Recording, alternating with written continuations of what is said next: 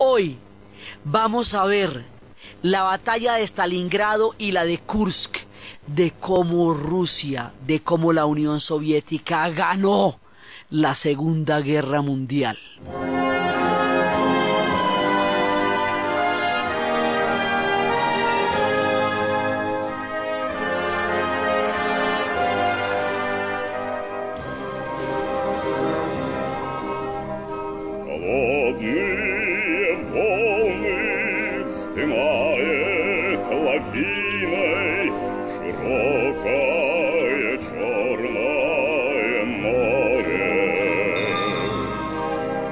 Последний матрос Севастополь покинул, уходит он с волнами с моря, и грозный, соленый, бушующий вал, а шлюпку волну за волной разбивал. Туманной дали не видно земли, ушли далеко корабли. La vez pasada estábamos viendo el rostro de la tragedia, la cara de la medusa. Estábamos viendo lo más aterrador de todo, el cerco de Leningrado y de la melodía de Shostakovich. Estábamos viendo también el sumum de la dignidad en medio de la situación más aterradora. Hoy por hoy, en este momento, 65 años después de terminada la Segunda Guerra Mundial, todavía hay una tradición que la hacen cada día de la victoria. Y es que le dan a la gente en los restaurantes y en todas partes un mendrugo de pan, 125 gramos, y un vodka, para recordar que esa era la ración mínima, inclusive lo máximo que se podía conseguir durante el cerco de Stalingrado. Ese pan que le dan a uno ahora es pan, pero antes, se acuerda, había que rendirlo con semillas de algodón y de lino, porque ni siquiera alcanzaba la harina para poderlo hacer. Hoy existe esa tradición, siempre en los días de la victoria. Se reparten los 125 gramos de pan y el vaso de vodka para recordar el cerco de Leningrado. Y el cerco de Leningrado dura toda la guerra, casi toda la guerra, porque como dura 3 años, 900 días. Entonces, pues, va pasando muchas cosas y todavía continuaba el cerco de Leningrado. Paralelamente hablando, estábamos viendo cómo todo está sucediendo al mismo tiempo. Viene esta super mega ofensiva y ellos avanzaban, los alemanes avanzaban, y la primera vez que los detienen es en Moscú, porque no van a poder pasar a Moscú, porque no existe la figura, porque como habíamos dicho, esto era una guerra de exterminio. Y entonces, si ellos llegaban a Moscú, caería el mundo eslavo y desaparecería la Unión Soviética y desaparecerían todos sus habitantes o quedarían condenados a la esclavitud, porque en un sistema centralizado, tan profundamente centralizado como el que ya estaba instalado en ese momento en la Unión Soviética, tomarse a Moscú era tomarse el corazón de todo el proyecto histórico y era tener la llave de acceso a la destrucción total de la Unión Soviética, que era el objetivo de la invasión alemana. No lo olviden nunca, porque este era el objetivo. Entonces, pues teniéndolo muy claro, los rusos pelearon con el alma y decían, como dicen hoy día, cuando no hay salida, cuando una situación tiene que abordarse sí o sí, cuando no existe ninguna otra posibilidad de resolver un problema, sino enfrentándolo, dicen, detrás está Moscú. Detrás está Moscú, no se puede retroceder, o sea, no hay nada que hacer. Y habíamos visto cómo la cantidad de condecoraciones que habían hecho para recibir a los nazis una vez que entraran a Moscú, hoy por hoy están en el piso del Museo de la Victoria.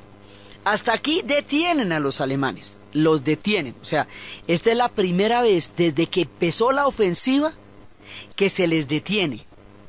Pero todavía no se les está ganando nada, solamente se les detiene. Hasta ahora es la primera parte de la guerra donde avanzan, van entrando por todos lados, recuerden, por el Báltico, van a entrar por Moscú y por el Cáucaso en busca del petróleo. El Báltico ya cayó, Moscú logra detenerlos. Ahora es el tema del Cáucaso, y del Cáucaso van a ir al Volga. y ahí está la ciudad de Stalingrado. Y esta ciudad, la idea era rodearla. Estábamos empezando a ver la vez pasada cómo la idea es rodear esta ciudad y seguir, porque ellos van a por el petróleo. No tienen nada que venir a hacer a Stalingrado, pero poco a poco Hitler va a entrar en una obsesión absolutamente patológica dentro de la ya profunda enfermedad de odio que tenía, y era que Stalingrado tenía que ser tomada. No era necesario, militarmente hablando, no era ningún objetivo, pero tenía que ser tomada porque, mejor dicho, a Hitler le dio por ahí, se le metió en la cabeza y le fue dando la gana. Que Stalingrado por el nombre. Porque es que la UNE era Leningrado, que era la cuna del bolchevismo, y como a ellos los rusos les parecían comunistas, judíos, gitanos, eslavos, y radicales y bolcheviques y todo eso. Y la otra era Stalingrado. Entonces, por el nombre, nunca una ciudad pagó tanto por un símbolo, por un nombre, como pagó Stalingrado. Entonces, poco a poco va cambiando la orden. Entonces, ya la orden no es rodearla, sino la orden es entrar. Una vez que entren en Stalingrado, lo que ya en ese momento Zhukov la tiene clara. Zhukov es un héroe de un tamaño que uno no alcanza ni siquiera a mencionar el tamaño del heroísmo de lo que Zhukov hizo, porque él sí también, él salvó a Rusia. Entonces el hombre lo que empieza a pensar es que el destacamento, el sexto ejército, que es el que va para Stalingrado, el sexto ejército alemán, no debe salir de ahí porque hay que aislarlo, hay que aniquilarlo, hay que aislarlo, hay que impedir que se junte con los otros ejércitos y hay que impedir que salga de ahí. Entonces, alrededor del río Volga, a un lado, la ciudad está dividida por el río Volga. Entonces, en un lado estaba el ejército nazi, en el otro estaba el ejército rojo, y el ejército nazi se mete como una oleada fuertísima, una oleada de cuenta como una marea. Entonces, la idea es establecer puestos de pequeños grupos de hombres, diga usted 12 hombres, en edificios, que paren la marea, que le vayan quitando fuerza, hasta que cuando entren en la ciudad ya estén cada vez más debilitados y se vayan alejando mucho más de las líneas de abastecimiento, y cuando ya estén dentro de la ciudad, cuando estén completamente metidos en la ciudad, en ese momento se les va a tender un gran cerco, como los van a rodear, como haga de cuenta como unas pinzas de cangrejo, y van a cerrar el cerco, y cuando cierren el cerco los van a enterrar ahí. Ese es el plan de la batalla de Stalingrado. Entonces empiezan a meterse. Entonces esta ciudad ha sido bombardeada, por lo tanto está en escombros, así que los escombros ayudan a que la población se oculte y hacen muy difícil la avanzada de los tanques, que era la manera como los alemanes atacaban, como los nazis atacaban, porque era digamos como la táctica de la guerra en esa época. Entonces los tanques no pueden avanzar por entre los escombros, pero la población sí se puede esconder. Acuérdese que la población no fue evacuada, lo cual es un crimen aterrador. Entonces la gente va a defender Stalingrado casa por casa, y al defenderla casa por casa y calle por calle, pues esto se va a volver, haga de cuenta, una batalla de trincheras, porque una batalla de trincheras es precisamente una de esas batallas donde usted llega a un punto muerto, en donde lo que avance ya no significa nada, pero el costo es altísimo. Entonces aquí, en lugar de ser el hueco de una trinchera como en la Primera Guerra Mundial, aquí lo que va a hacer es las calles llenas de escombros bajo los bombardeos que habían derruido la ciudad, y la gente metida debajo de esto, defendiendo casa por casa Stalingrado. Entonces van entrando las tropas alemanas, y al ver semejante resistencia en estos piquetes de hombres y en toda la gente, porque toda la población resistió, en ese momento se van debilitando y van teniendo que hacer mucho más esfuerzo para meterse en la ciudad, y a medida que van haciendo mucho más esfuerzo para meterse en la ciudad, se van debilitando muchísimo, porque el plan de Zhukov es que, como los alemanes entraron en una oleada tan grande, es muy ancho el frente donde entraron, empiezan a tener debilidades en los flancos, porque es muy grande el rango de expansión para la entrada a la Unión Soviética. Y además muchísimas de las tropas que están con ellos son rumanos, son italianos, ya no son alemanes, y son tropas un poco más débiles a la hora del combate que las tropas alemanas, y eso Zhukov se la pilla, digamos, él va viendo por dónde es la cosa. Entonces, el objetivo de la batalla de Stalingrado, una vez que se declara, una vez que ella toca, porque la idea era que no se tenía que meter ahí, pero como Hitler le dio por ahí, pues se metieron ahí, es detener el ejército suficiente tiempo para que todas las divisiones del Asia, las divisiones de la Siberia, lleguen a tiempo para poder reabastecer y para poder fortalecer y para poder apoyar la ciudad. Y esto lo dice de una manera absolutamente aterradora.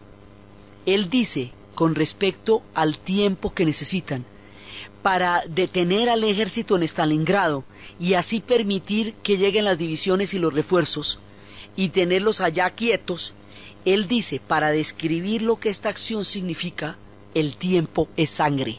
Eso es lo que quiere decir, porque cada minuto que pasen en Stalingrado y que no puedan salir de ahí, es un minuto que se van ganando las divisiones que van llegando del Asia para poder abastecer la ciudad.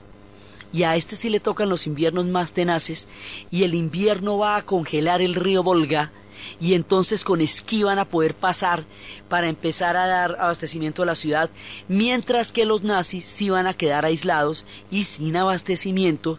Por eso dicen que la Santa Madre hizo lo que pudo y congeló ese río de una manera tal que sirvió como una ruta. Claro, la gente que entraba a dar abastecimiento a la ciudad murió en grandes cantidades. Muchísima de la gente que muere son los que entran en esquís con los abastecimientos, porque entran en la mitad de la batalla. Eso era absolutamente peligroso.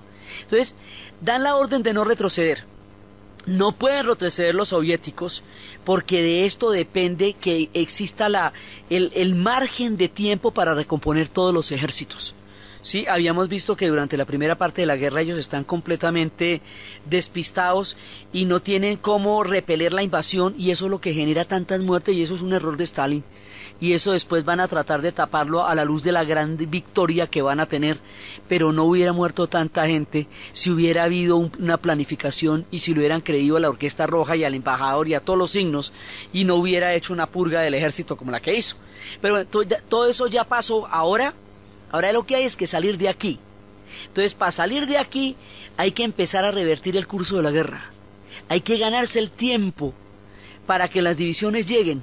Entonces, por lo tanto, el Ejército Rojo no puede retroceder, porque de eso depende que se vuelva a articular toda la capacidad de defensa. El ejército nazi no puede retroceder, porque Hitler dio la orden de luchar hasta el último hombre. Y von Paulus le suplicaba que los dejara rendirse, pues que eso no tenía sentido. Pero además tampoco pueden retroceder, porque el que la debe, la teme.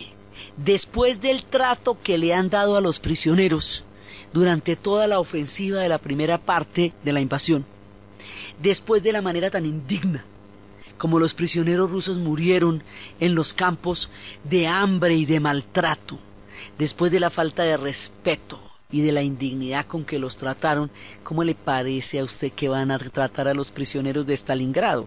Entonces, por esa razón, el ejército nazi sabe que tampoco puede de ninguna manera rendirse, ni retroceder, ni salir de Stalingrado. Así que quedan atrapados en una situación que no tiene reversa, y calle por calle, con los francotiradores. Aquí hay muchas historias alrededor de esto. Hay la historia de un francotirador que era un cazador de ciervos y se va a convertir en una leyenda de la ciudad porque él se enfrentaba a los jefes de francotiradores de los nazis y lograba derrotarlos. Hay una historia de una familia que sale adelante. Hay muchísimas historias, una familia tratando de salir adelante por entre todo el horror, por entre toda la guerra, y esta historia va a ser una historia muy importante. En su época no pudo ser publicada porque hablaba también hablaba de los gulags, hablaba de muchas otras cosas que no se podían hablar en tiempo del estalinismo. El hombre murió sin haberla podido publicar, pero esa historia dicen que es tan importante como la guerra y la paz en la Segunda Guerra Mundial, solamente que el régimen no dio la oportunidad de que se conociera eso, sino mucho tiempo después. Caracol Radio, más compañía.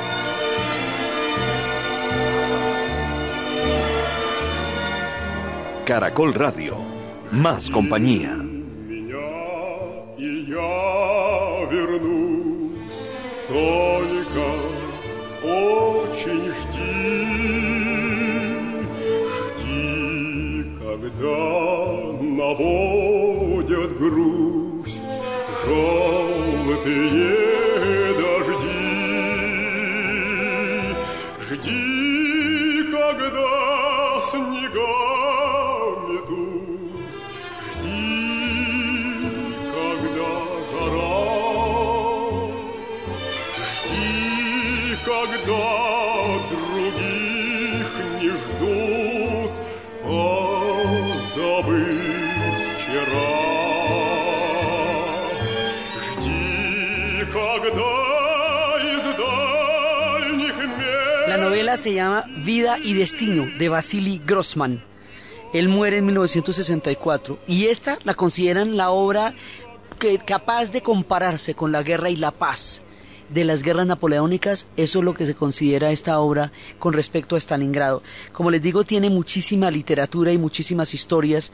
Hay otra que se llama De los vivos y los muertos, que es una crónica desde la entrada a la invasión hasta la defensa de Moscú, hasta el momento en que los detienen en Moscú, y a través de Iván Sinov van contando la historia.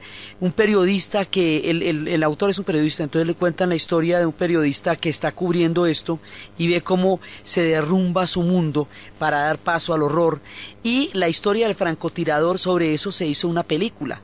Y esa película muestra efectivamente a este personaje que era cazador de ciervos y que va a ser un francotirador. Satiev se llama, importantísimo.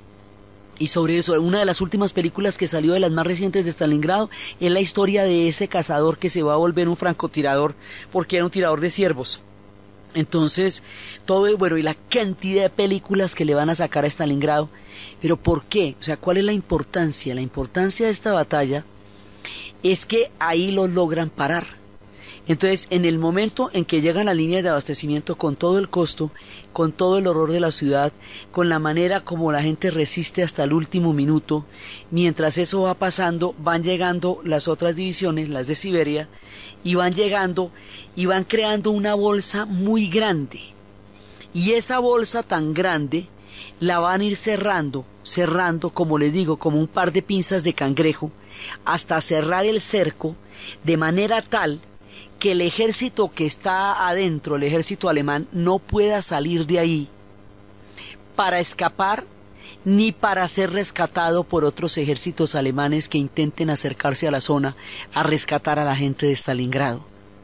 Es decir, el sexto ejército va a quedar aniquilado ahí, porque digamos, el tema de la batalla va a ser aniquilar al sexto ejército, pero esto, el sexto ejército a un lado del río, con el ejército rojo al otro lado del río, con la población en la mitad, va a producir una mortandad absolutamente aterradora, y va a hacer que esta sea una de las batallas más crueles, si no la batalla más cruel y más terrible de toda la historia, en términos de población civil involucrada en la mitad de un conflicto de unas proporciones absolutamente terribles. Y como los alemanes no llevaban ningún tipo de equipo de invierno, como ya lo habíamos señalado antes, pues se van a empezar a morir de hipotermia si es que logran sobrevivir al fuego cruzado de la ciudad por entre los escombros, y esto se va volviendo un panorama absolutamente dantesco. Y Zhukov está cerrando el cerco hasta que lo cierra. Cuando lo cierra y cuando se rinde, porque es que hay un momento en que van a coger muchísimos prisioneros, o sea, la batalla la ganan con todo el dolor, con toda la, digamos, con toda la fuerza y el sacrificio. Además es muy importante este tiempo, porque mientras tanto las mujeres del resto de la Unión Soviética están trabajando en el armamento y están construyendo tanques, y van a hacer 2000 tanques, y los tanques T-34 se van a mejorar y ya van a poder tener 3 tripulantes en lugar de 2. Entonces hay un tipo que está manejando y hay otro tipo que está mirando y hay otro tipo que está disparando, en lugar de ser el mismo tipo que hace todo, porque así no era eficiente. Antes tenían 2 y no era posible. Entonces están haciendo 2000 tanques, están montando la aviación, están recuperándose. O sea, las mujeres van a ser la clave de la producción de armas. Ponen a todas las mujeres a trabajar, lo que no pasa en Alemania durante la guerra, porque en Alemania la idea era dar una apariencia de serenidad y de tranquilidad, y que ahí no estaba pasando nada. A las mujeres rusas y las mujeres soviéticas, porque esta guerra la pelean todos, la diferencia son 15 repúblicas que después vamos a ver cuáles eran. Todas las mujeres están aquí en pura, produciendo el armamento. Entonces estamos reagrupando los ejércitos, trayendo las divisiones de la Siberia, entrando a la ciudad, reagrupando los mandos de los generales, haciendo que las mujeres trabajen, y el trabajo de las mujeres va a ser absolutamente importante para la producción de todos los armamentos con los que se va a dar la segunda parte de la guerra, que ya de aquí en adelante va a ser la victoria.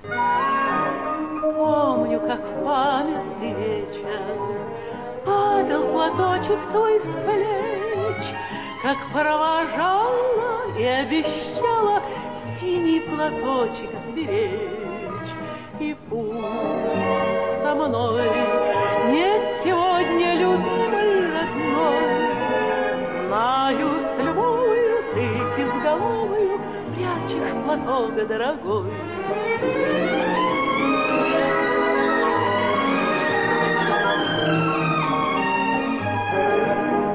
Письма твои получая, слышу я голос живой. Y mientras tanto, están volviendo a reorganizar todo el alto mando militar que había sido tan maltratado por la purga. Ya los comisarios no bastan para una ofensiva de este tamaño, se necesita la experiencia y el conocimiento de los estrategas. Pero no solamente se necesita eso, se necesita toda la fuerza de la historia que tienen los rusos, toda, para poderse convencer a sí mismos de que pueden ganar esta batalla. Y para eso van a volver a sacar condecoraciones, la Orden de San Jorge, que tanto habíamos hablado de la cinta negra y naranja. Van a sacar la Orden de Kutuzov, que fue el general que venció a Napoleón. Van a sacar las condecoraciones de Alexander Nevsky, porque él derrotó a los caballeros teutones. Van a sacar las condecoraciones de cuando derrotaron a los turcos otomanos.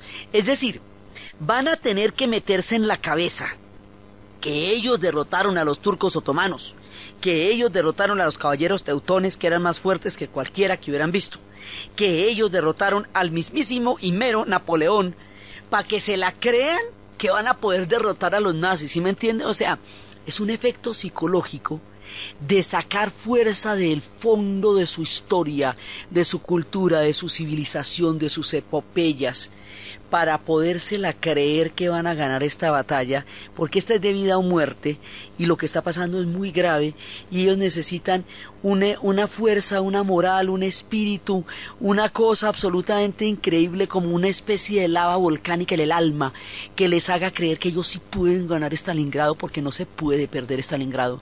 Y de ahí es que sacan, eso lo hacen a través de los simbolismos, de las condecoraciones, y de todas las formas de rememorar las victorias que han tenido en el pasado, de acordarse que Rusia tuvo también días malos en otros momentos de su historia, y que fue capaz de salir adelante, y que ahora lo puede volver a hacer. Para eso se hicieron esas órdenes, hasta charreteras que se habían hecho de la época zarista y que eran características del ejército blanco, y que a los del ejército rojo los mosqueaba un poco, se volvieron a poner hechos de todo.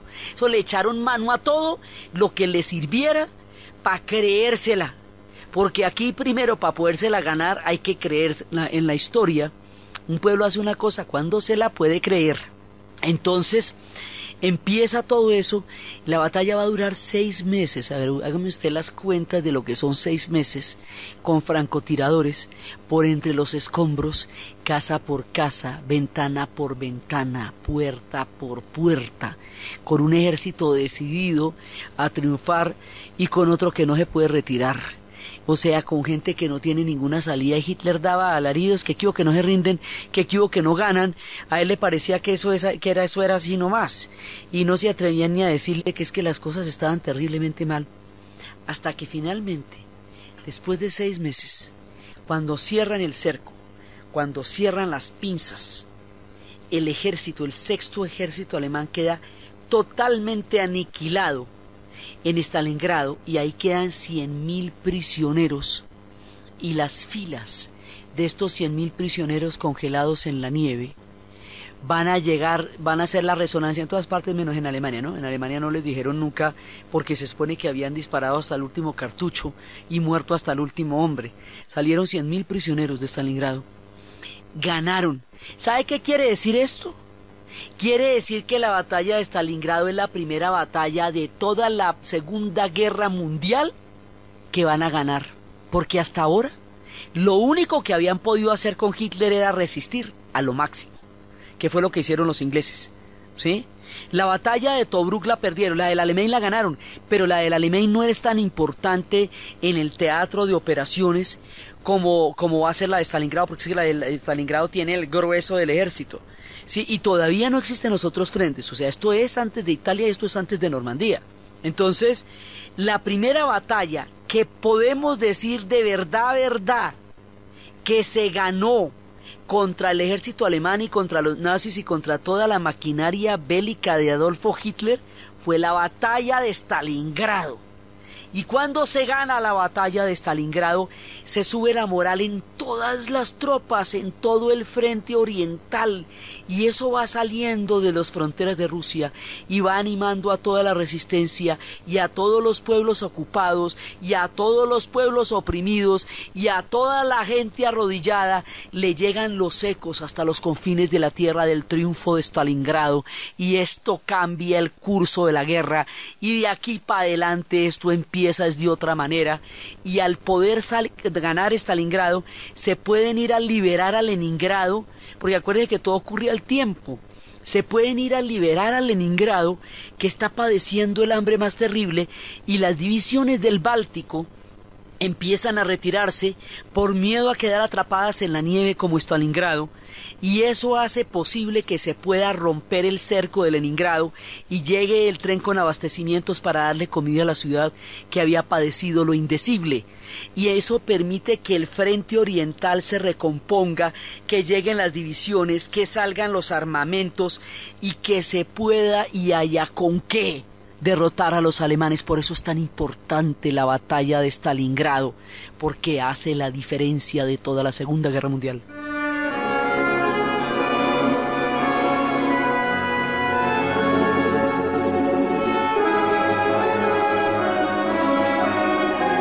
Caracol Radio, más compañía. Умело сурово Брянский лес спускались синие туманы, и сосны слышали окрест,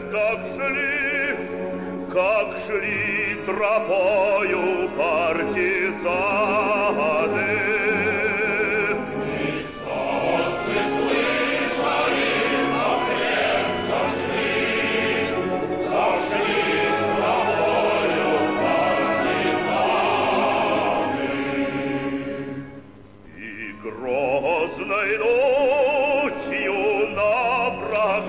Y entonces los ecos de Stalingrado van a cambiar el espíritu de la guerra, porque queda claro que es posible la victoria por primera vez. Por primera vez desde la llegada de la guerra relámpago, desde cuando Europa cayó en la primera parte, por primera vez desde que todo empezó, algo se empieza a revertir, algo de verdad puede pasar, y eso que pasó fue la victoria de Stalingrado. Y por eso los poetas, los pintores, los cineastas en España, en todas partes, van a hacerse cantos a Stalingrado, porque Stalingrado es la voz de la esperanza, y el mismo nombre de la ciudad se vuelve un simbolismo verdaderamente importante. Pablo Neruda va a escribir este poema a Stalingrado, se llama Nuevo Canto de Amor a Stalingrado, y está en la tercera residencia en la tierra. Yo escribí sobre el tiempo y el agua, describí el luto y el metal morado, yo escribí sobre el cielo y la manzana, ahora escribo sobre Stalingrado. Y la novia guardó con su pañuelo el rayo de mi amor enamorado, ahora mi corazón está en el suelo, en el humo y en la luz de Stalingrado. Yo toqué con mis manos la carniza del crepúsculo azul y derrotado. Ahora toco el alba de la vida, naciendo con el sol de Stalingrado. Yo sé que el viejo joven transitorio de pluma, como un cisne encadernado, desencuaderna su dolor notorio por mi grito de amor a Stalingrado. Yo pongo el alma mía donde quiero, y no me nutro de papel cansado, adobado de tinta y de tintero. Nací para cantar Stalingrado. Mi voz estuvo con tus grandes muertos, contra tus propios muros machacados. Mi voz sonó como campana y viento, mirándote morir, Stalingrado. Ahora americanos combatientes, blancos y oscuros como los granados, matan en el desierto a la serpiente. Ya no estás sola, Stalingrado. Francia vuelve a las viejas barricadas, con pabellón de furia enarbolado, sobre las lágrimas recién secadas. Ya no estás sola, Stalingrado. Y los grandes leones de Inglaterra, volando sobre el mar huracanado, clavan las garras en la parda tierra. Ya no estás sola, Stalingrado. Hoy bajo tus montañas de escarmiento, no solo están los tuyos enterrados, temblando en la carne de los muertos, tocan tu frente, Stalingrado. Tu acero de azul orgulloso, construido tu pelo, planetas coronados, tu baluarte de panes divididos, tu frontera sombría, Stalingrado. Las condecoraciones que tus muertos han puesto sobre tus pechos traspasados, de la tierra y del estremecimiento, de la muerte y de la vida, Stalingrado. La zar profunda que de nuevo traes al corazón de hombres acongojados, con la rama de ojos rojos de capitanes salidos de tu sangre, Stalingrado. La esperanza que rompe los jardines, la flor del árbol esperado, las páginas grabadas de fusiles, las letras de luz, Stalingrado. La torre que concibes en la altura, los altares de la piedra ensangrentados, los defensores de tu edad madura, los hijos de tu piel, Stalingrado, y las águilas ardientes con tus piedras y los metales de tu alma amamantados, y los adioses de lágrimas inmensas, y las olas de amor, Stalingrado. Los huesos asesinos, los invasores y los párpados cerrados, y los conquistadores fugitivos detrás de tu centella, Stalingrado, los que humillaron la curva del arco y las aguas del Sena han taladrado con el consentimiento del esclavo, se detuvieron en Stalingrado. Los que Praga la bella, sobre lágrimas, sobre lo inmudecido y traicionado, pasaron pisoteando sus heridas, murieron en Stalingrado. Los que en la gruta griega han esculpido la estalactita de cristal truncado y el clásico azul enardecido, ahora ¿dónde están, Stalingrado?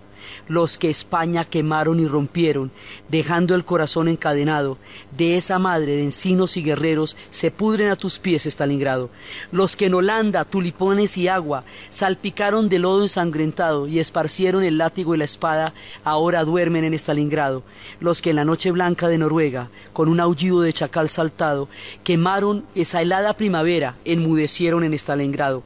Honor a ti, por lo que trae, porque el aire trae, por lo que ha de cantar y ha cantado, honor para tus madres y tus hijos y tus nietos, Stalingrado, honor al combatiente de la bruma, honor al comisario de soldado, honor al cielo detrás de tu luna, honor al sol de Stalingrado. Guárdame un trozo de violenta espuma, y guárdame un rifle, guárdame un arado, y que lo pongan en mi sepultura con una espiga roja de tu estado, para que sepan, si hay alguna duda, que he muerto amándote y que me has amado, y si no he combatido en tu cintura, dejo en tu honor esta granada oscura, este canto de amor a Stalingrado. Eso es, digamos, uno de los poemas que va a recorrer el mundo, o sea, de este tamaño es la victoria de Stalingrado. Fue una victoria para el mundo entero, porque eso hizo la diferencia. Fue la luz al final del túnel, fue el momento en que se dice la guerra se va a poder ganar, es cuando necesitamos abrir otros frentes, y ya digamos ya van a empezar en Italia, y ya van a empezar todos los otros frentes, pero Stalingrado solita libró esta batalla gigantesca. Stalingrado hizo la diferencia de la guerra, Stalingrado dio la posibilidad de resurgir. Un mundo que estaba condenado al horror, a la servidumbre y al genocidio y a todas las cosas más aterradoras y terribles que habían pasado y que ahora se veían revirtiéndose por primera vez en las nieves de Stalingrado.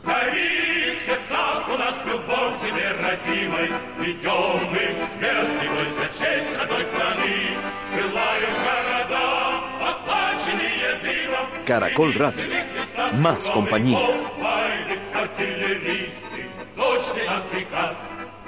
Артиллеристы, зовет отчизна нас.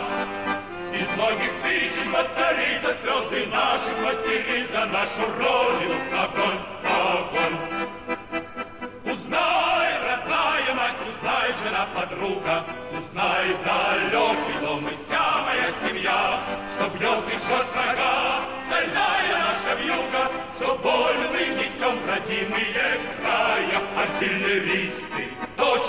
Bueno, y ahora sí, la cosa es de otro color. Y este impresionante poema de Neruda nos hace un resumen de todo lo que ha pasado. De cómo había caído Holanda, Francia, cómo había caído toda Europa, cómo Inglaterra había resistido, cómo los Estados Unidos ya estaba luchando desesperadamente, cómo todo el mundo había aunado sus esfuerzos para derrotar una maquinaria de muerte tan grande y hasta ahora no lo habían podido hacer, porque hasta ahora la han logrado era parar, pero no derrotar. La primera derrota es Stalingrado. Y después de esto, ya se recompone todo el frente oriental. Ahora, hay otra cosa, los alemanes no tienen ni idea que los rusos tienen tanta fuerza, porque a juzgar por lo que han visto durante la primera parte de la guerra, creían que estaban exhaustos, creían que estaban languideciendo y que eso era cuestión de rematarlos. Mentiras que no. Pero ellos eran 180 millones en ese momento. Muchísimos más que los alemanes, pero muchísimos más. Esto es un país euroasiático, así que tenemos divisiones al otro lado, entonces las podemos traer y las trajimos. El esfuerzo de las mujeres, la disciplina y la eficiencia con que lograron recomponer los tanques, la manera como lograron recomponer el ejército, la fuerza de moral que llegaron a tener, fue tanta la fuerza que en Stalingrado la gente que peleó en Stalingrado le van a repartir entre todas las divisiones del frente oriental para elevar la moral de los hombres por el solo hecho de estar en presencia de alguien que peleó en Stalingrado. En el programa de la vez pasada habíamos dicho que cuando un veterano de Stalingrado, aún ahora en sus 90 años, entra a un restaurante, la gente se pone de pie y lo ve pasar y le hace una calle de honor a un veterano de Stalingrado. Un hombre que tenga las medallas de Stalingrado es un héroe, porque cada día recuerdan que esos hombres salvaron a la Unión Soviética y que la Unión Soviética existió, y hoy existe Rusia y existen los eslavos por la batalla de Stalingrado. Y por eso estos hombres son héroes de un tamaño que antes eran muchos y eran fuertes y ahora están muriendo y son viejitos. Pero el respeto que inspira a un veterano de Stalingrado es una cosa que uno no se puede imaginar, y es porque a ellos se lo deben absolutamente todo. Entonces, la fuerza de moral, cuando ya toda Europa había caído y todo, es lo que le va a dar a esta batalla semejante importancia. Por eso es que la nombran tanto. Y le hacen películas, y le hacen novelas, y le hacen poemas, y le hacen historias, y le hacen obras de teatro.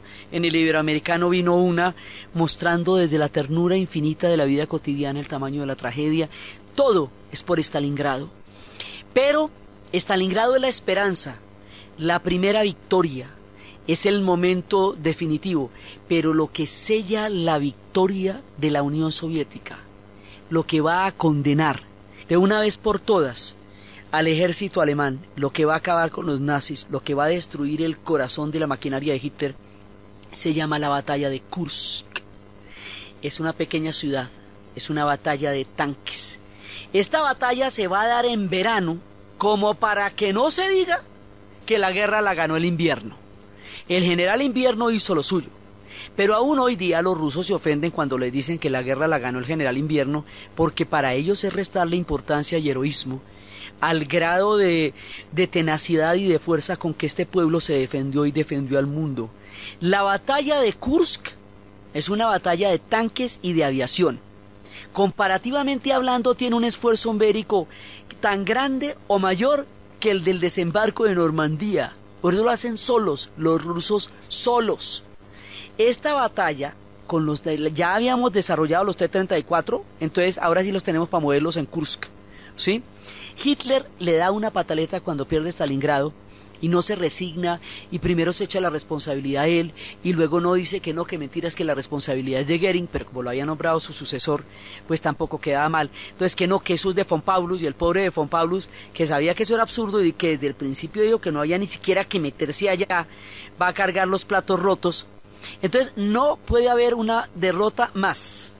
Hitler manda a decir que no puede haber una derrota más, y a ver, quiere decir esto, que todas las divisiones, tropas élites, lo mejor, la reserva en casos extremos, la crema de la oficialidad nazi, los grupos de combate, las Waffen-SS, los doctrinarios, los fanáticos, los más sanguinarios, los más, los más enfervecidos, los más partidarios del proyecto del Tercer Reich, las tropas verdaderamente élites de asalto, las divisiones de los tanques Tiger, de los tanques Tigres, que eran, digamos, como el hit de la maquinaria bélica de los nazis, eran estos tanques que estaban estrenando para esta nueva etapa.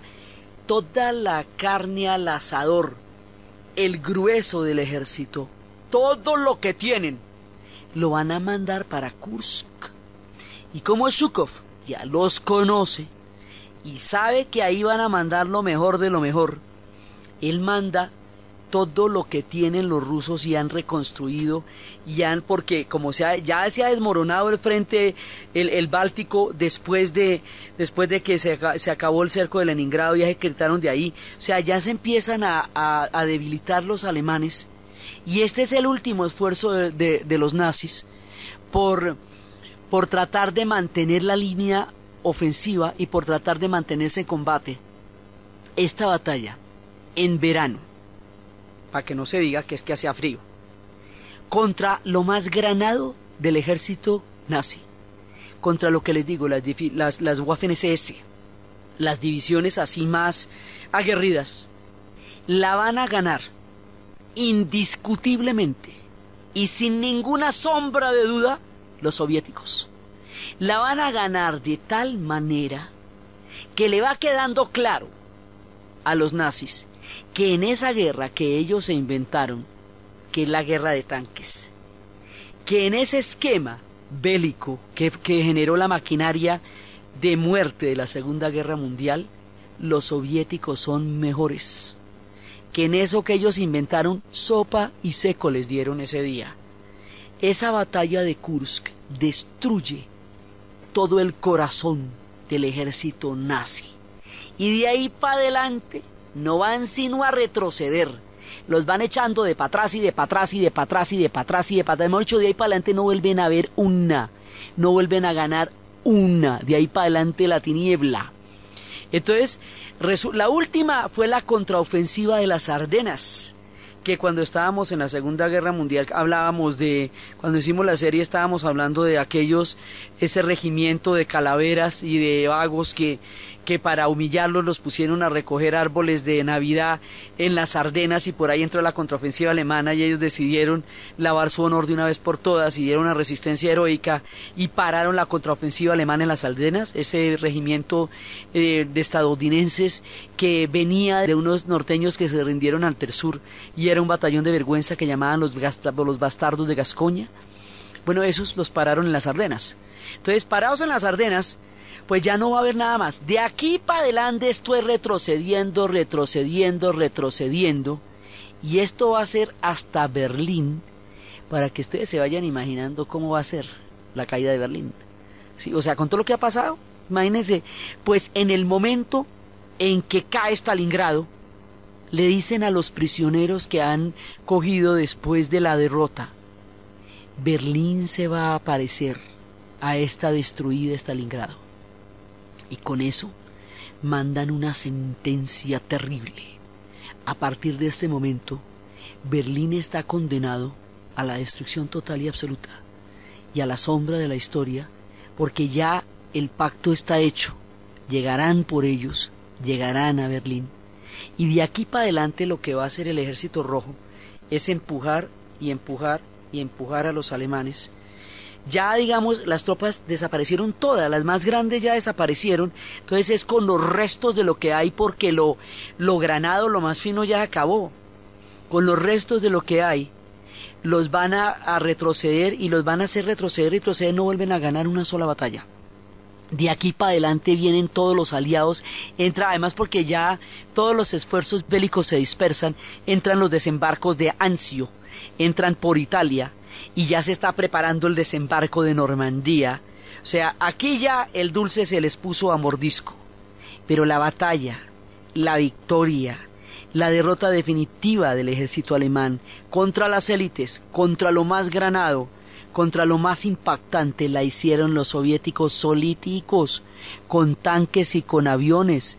Había más de 2000 tanques en esa batalla.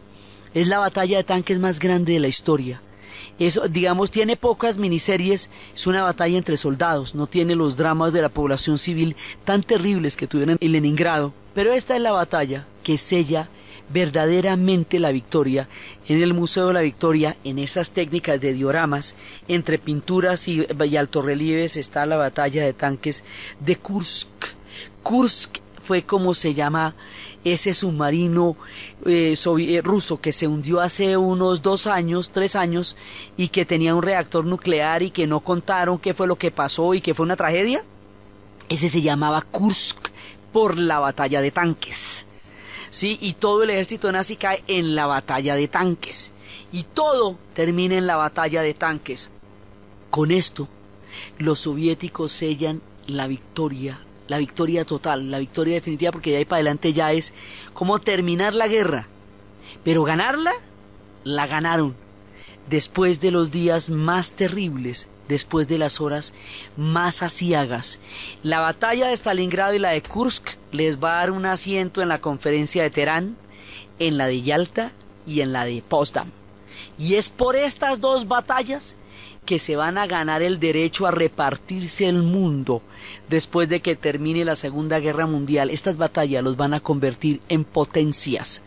Estas batallas van a sellar también el curso de la historia de la Unión Soviética. Estas batallas les van a dar el mando de la historia después del sacrificio más inmenso, quedando claro que nadie sacrificó ni sufrió tanto como sufrieron ellos en esta guerra para salir adelante, y cómo ganaron. Y esa es la forma como Rusia ganó la Segunda Guerra Mundial. La manera como ellos van a entrar en la siguiente etapa: las conferencias de reparto, la Guerra Fría, la caída de Berlín y todo aquello que vaya a ocurrir después de que quedaron hundidos estos tanques nazis en Kursk y que los soviéticos ganaron la guerra con 27 millones de muertos de los 50 que cayeron en toda la Segunda Guerra Mundial, es lo que vamos a ver en el siguiente programa. Entonces, desde las nieves de Stalingrado, desde el valor de la población, desde el trabajo de las mujeres, desde la genialidad de Chukov, desde el sacrificio inmenso del pueblo soviético, desde el canto de amor a Stalingrado, desde la eficiencia de las batallas de Kursk, desde el sacrificio de un pueblo que salvándose salvó a la humanidad en un momento dado de los más oscuros de la historia, y desde la gloria que habría de venir después de tanto dolor y sacrificio que habían vivido en estos episodios tan aterradores de su turbulenta historia. En la narración de Ana Uribe, en la producción Jessy Rodríguez, y para ustedes, feliz fin de semana.